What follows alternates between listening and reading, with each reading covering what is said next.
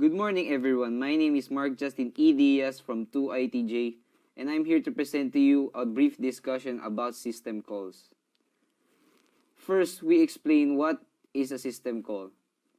A system call provides an interface to the services made available by an operating system to execute a certain instruction, meaning to say, when a user tries to execute an instruction through the OS, through the hardware, a system call is called to link the OS to the hardware that is present in your computer.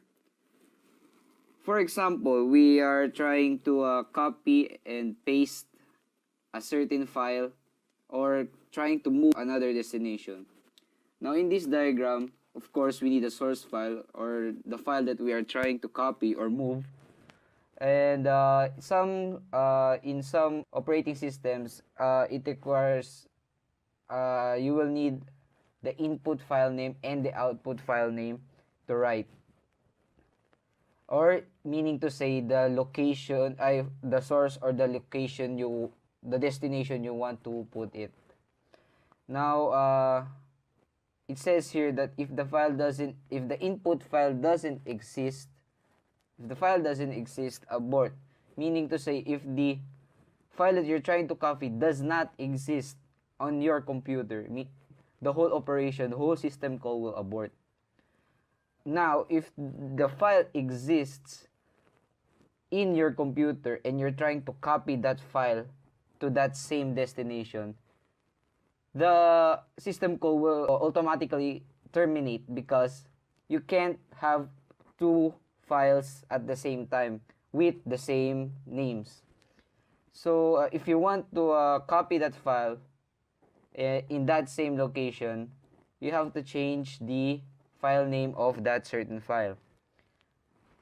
If all of those parameters are false, the whole operation will go into a loop where the code of the system call will be read by the kernel mode, which is where the link to the user and the hardware comes to place.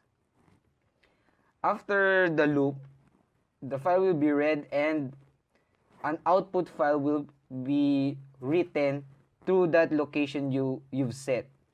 If the reading fails, the output will also fail, meaning to say that the real file, the source file, does not exist. So it will automatically abort. Now, if it's a success, if the input file is moved to that destination, which is the output file, the whole operation will be a success and the system call will automatically terminate. Now, in this diagram, it sounds easy to understand, but within that diagram, not only one or two system calls are being operated, but about as many as how many the prompts or other instructions are called. Meaning to say, a number of system calls can or cannot be called in one simple task. Now, that's just a brief discussion of how a system call works. Now, we go to the deeper organization of a system call. First, we discuss what is an application programming interface or API. An API specifies a set of functions that are available to an application programmer, including the parameters that are passed to each function and the return values the programmer can expect. Now, an API are predefined functions that are automatically embedded on the OS of your computer. An example of an API, if you're using Windows, a Windows API, or if you're using another OS, there is an API called POSIX. Now, an API invokes the actual system calls on behalf of the application programmer. So, these predefined functions, these predefined system calls are automatically called from the API to execute some of the instructions that you instructed to your computer. Since API are a list of functions, a list of codes, the application programmer will need something to call that API without memorizing certain codes or coding millions of lines of code just to execute one simple task. This is where the system call interface comes into place. In most programming languages, the runtime support systems are embedded with system call interfaces. The system call interfaces serves as the link to system calls made available by the operating system, meaning from the user mode to the kernel mode.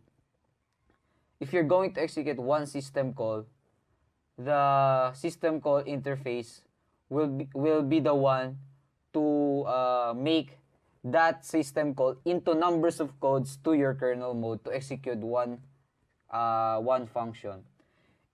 It intercepts the function calls in the API and invokes the necessary system calls without the operating system. Now, as I said earlier, the API is a list of function calls. The system call interface calls that API code and brings it to the kernel mode to execute the file. But using system call interface is much easier than coding the API itself, because it says here the caller need know nothing about how the system call is implemented. So if you're using a system call interface, the API is automatic, meaning you don't have to know the code itself on how it's implemented. Meaning the system call interface will only obey the API and not change anything or alter anything that can fail the system call that you called. Now, in this next diagram, it shows how the system call interface interacts with the user mode and the kernel mode. As you can see here, the system call interface acts as an intermediary barrier to you, the user, and to the kernel mode or the inner mechanism of your OS. So, for example, in this diagram, we are trying to open a certain folder. So, yes, a system call will be called, but not only one, but two or more system calls will be called, because it's not an easy task. It's a simple task, yes, but it's for the computer, it's not an easy task. It needs a more defined instruction than just saying open this folder. Now, for example, you're the user application on that cloud there. You click open a certain folder. So the open function will operate. That's your user application within your user mode. Now, the system call interface calls the API and invokes the open function within the API, within the list of codes of the API. So it then transfers it to the kernel mode, the OS, the inner mechanism, and converts it into the implementation of the open function. And as you can see here, the vertical box, we can say that that is the implementation, the code itself. So in the pseudocode here, the open function is then implemented and goes back to the system call interface to produce a result.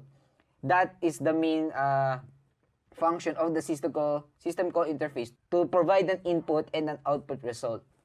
So when you call the system call to open a folder, the system call interface will get output result where the folder is now open.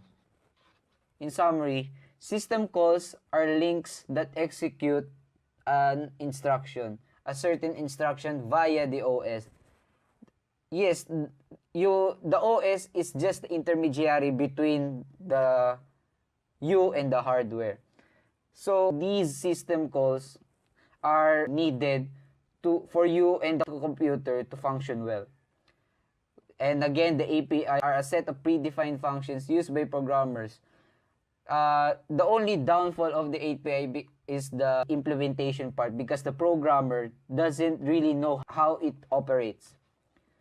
But it is much easier than coding it manually.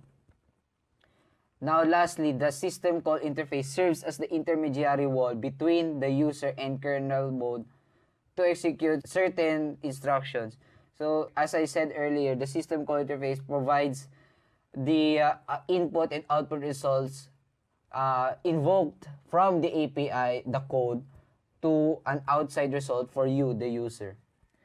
So that's all for today, and thank you for watching, and I hope you learned something, and good morning to you all again, and thank you.